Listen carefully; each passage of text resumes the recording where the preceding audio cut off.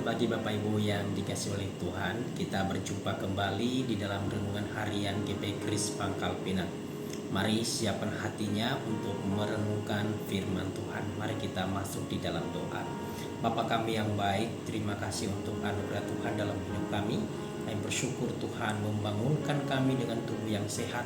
Dan di pagi hari ini kami akan menikmati firman Tuhan. Tolong kami, memampukan kami agar kami bisa memahami firman Tuhan ini dan kami melakukannya di dalam hidup kami hari lepas hari. Kami bersyukur kepadamu ya Tuhan, kami sudah siap mendengar firman Tuhan. Dalam nama Tuhan Yesus kami berdoa dan mengucap syukur. Amin. Firman Tuhan hari ini terambil dari Galatia pasalnya yang pertama, ayatnya yang pertama sampai ayatnya yang kelima.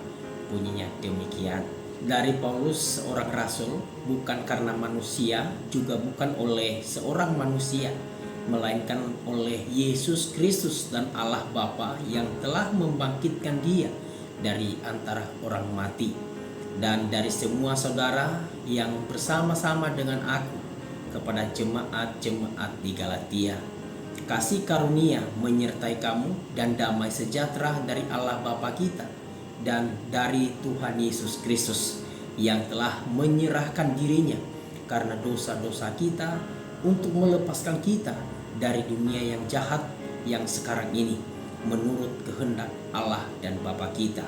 Baginya lah kemuliaan selama-lamanya. Amin. Saudara yang dikasihi oleh Tuhan, mungkin kita pernah mengalami atau akan mengalami di mana seseorang yang bukan Kristen bertanya kepada kita, bertanya kepada saudara, apa sih uniknya kekristenan itu?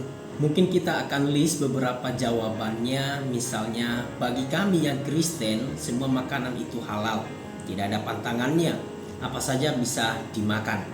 Pakaian bukan masalah utama, apapun bisa dipakai pada saat beribadah.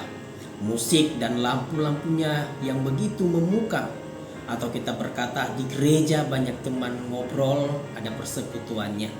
Kita akan memberikan bermacam-macam jawaban dari pertanyaan itu.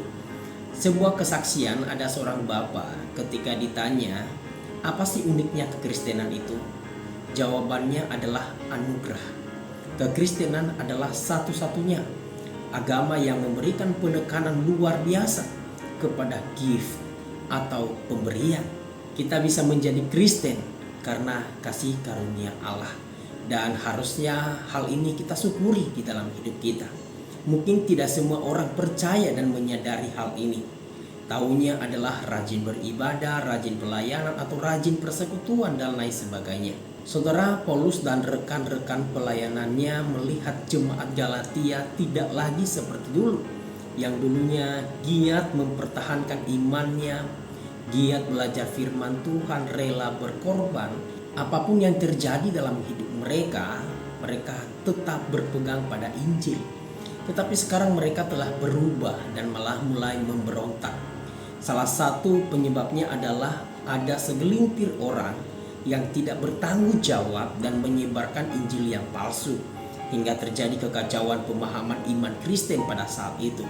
Alhasil banyak jemaat Galatia berubah setia. Bahkan dari antara mereka sudah ada yang murtad, meninggalkan iman mereka kepada Tuhan Yesus. Saudara, bukankah di dalam gereja Tuhan saat ini terjadi hal yang demikian? Mereka yang dulunya begitu giat, mereka tidak lagi seperti dulu. Mereka tidak lagi setia beribadah. Mereka tidak lagi setia belajar firman Tuhan. Tidak mau lagi pelayanan. Ada yang ibadahnya bolong-bolong, dimulai dari sebulan sekali dengan alasan yang dibuat-buat.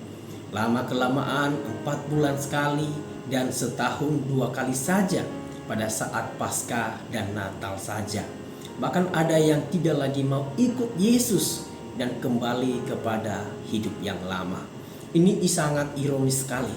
Kalau kita perhatikan ketika diadakan katekisasi, begitu banyak yang ikut belajar. Tetapi setelah selesai katekisasi, hanyalah segelintir orang atau 30% dari jumlah awalnya yang mau setia kepada Tuhan. Mengapa hal itu bisa terjadi? Bisa saja karena pengaruh ajaran lain yang sebenarnya bukan Injil. Dia aktif mendengar itu lewat tetangganya, orang-orang di sekitarnya, atau melalui medsos. Harusnya orang yang mengerti Injil dan mengerti mengapa ia menjadi Kristen, ia akan mensyukurinya dengan setia kepada Tuhan. Itulah mengapa Paulus mengawali suratnya kepada jemaat di Galatia dengan mengingatkan anugerah Tuhan atas hidup mereka dan atas hidupnya. Ia menjadi rasul bukan karena manusia yang menjadikannya itu rasul, melainkan karena kasih karunia Tuhan pada dirinya. Karena begitu banyak orang pada masa itu meragukan kerasulan Paulus. Bahkan sampai hari ini pun banyak orang Kristen yang meragukan Paulus dan surat-suratnya di dalam kitab suci. Paulus berkata, apa yang aku ajarkan dan apa yang aku katakan dalam surat ini bukanlah sesuatu yang berasal dari manusia. Ini bukan pendapatku. Ini adalah pesan langsung dari Kristus. Injilku bukanlah milikku. Injilku adalah Injil Kristus. Kristuslah yang memberikannya kepadaku, dan ia mengutus aku sebagai rasulnya untuk mengajarkan Injilnya kepadamu. Paulus berharap jemaat yang tidak seperti dulu ini kembali kepada Tuhan dan kepada ajarannya. Dia menegaskan bahwa hanyalah Yesus yang menjaga, melindungi, dan memberikan damai sejahtera. Jangan melepaskan diri dari anugerah Allah yang telah Ia berikan kepada kita. Tindakan itu mendukakan hati Tuhan yang telah rela menyerahkan nyawanya untuk disalib demi menebus kita dari dunia yang jahat ini. Saudara, kita harus sungguh-sungguh memahami Injil ini agar kita setia kepadanya. Kristus tidak hanya mati untuk membayar dosa-dosa kita, tetapi Kristus mati sebagai ganti dosa-dosa kita. Ada substitusi yang terjadi. Yesus tidak hanya menerima hukuman dosa, tetapi Yesus dibuat menjadi dosa dan kita menjadi benar. Kristus melepaskan kita dari dunia yang jahat yang sekarang ini. Kristus tidak hanya membantu kita, Dia melepaskan kita. Dia menyelamatkan hidup kita.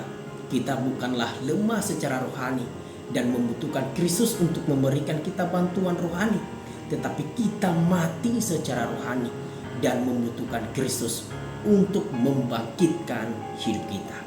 Segala sesuatu yang terjadi sesuai dengan kehendak Allah. Keselamatan kita telah direncanakan oleh Allah sejak awal sebelum kita melakukan sesuatu yang baik atau yang buruk. Itulah sebabnya Allah layak menerima segala kemuliaan selama-lamanya.